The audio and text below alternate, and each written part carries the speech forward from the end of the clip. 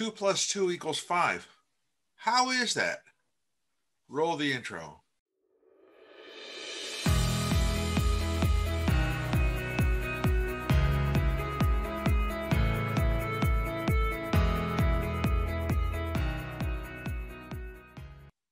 Greetings and welcome to The Contracting Guy. I am The Contracting Guy, and today I want to talk to you about protests, particularly flawed selection decisions.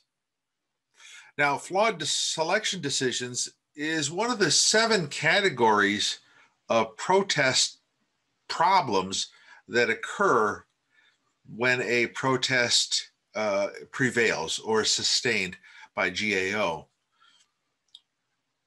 Think about that. You look at preparing a proposal, having it evaluated, and then someone else wins, and you don't know why, because it seems that there's a non-sequitur.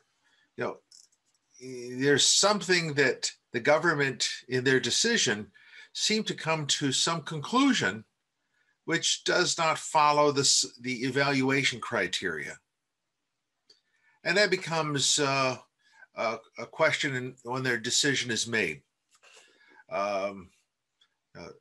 As I mentioned, it said 2 plus 2 equals 5. I said, well, everybody knows that 2 plus 2 is 4. So how did the government come up with 5? Did they add more evaluation to a particular solicitation that was unknown to any party? Or did they make a decision that it just doesn't seem to follow the criteria which was presented for evaluation and for assessment by the technical team? In the 7 categories of protests by GAO, this one is a particularly interesting one because you kind of wonder, is in a fair system, why is this, why did they make a wrong decision? What did they not do? Or what did they add to create the situation? What biases did they introduce? Now, I am not a lawyer. I don't profess to be a lawyer, and I'm not one on TV.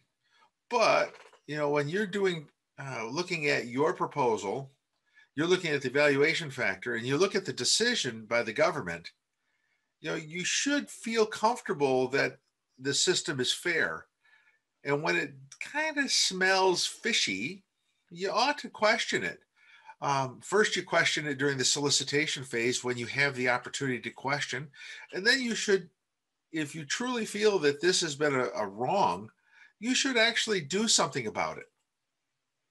And I would certainly tell you, go see a lawyer, could come up with the idea on the protest, and if you have standing and a protestable situation. But it is not uncommon to have flawed selection decisions made by the contracting officer. In fact, over the past, since 2016, flawed selection decisions have been in the top 4 of the things that have occurred over that period of time. So the government isn't perfect. Contracting officers, while well-intentioned, may not be perfect. So you have to do some due diligence and protect your own interest. This is not to say that the system is wrong. What's to say is that the system's not perfect. And because the system is not perfect, you need to step up once in a while to question whether the decision the government made really made sense. And did it follow the evaluation criteria? Sometimes, just sometimes, you may find out that the decision made by the contracting officer has been influenced by other issues going on with that particular solicitation, such as if it is a follow-on solicitation for services or product by a particular company. Well, there's a lot of ownership that goes on by the program managers and the people within the government and not necessarily the contracting officer. So there's a lot of influences that are being made, and you ought to question that if it is appropriate. Contact a lawyer. There's a lot of good ones out there. I think of a couple right off. Co-Prince is one. Stephen Co-Prince. See the Christoph Larnchick.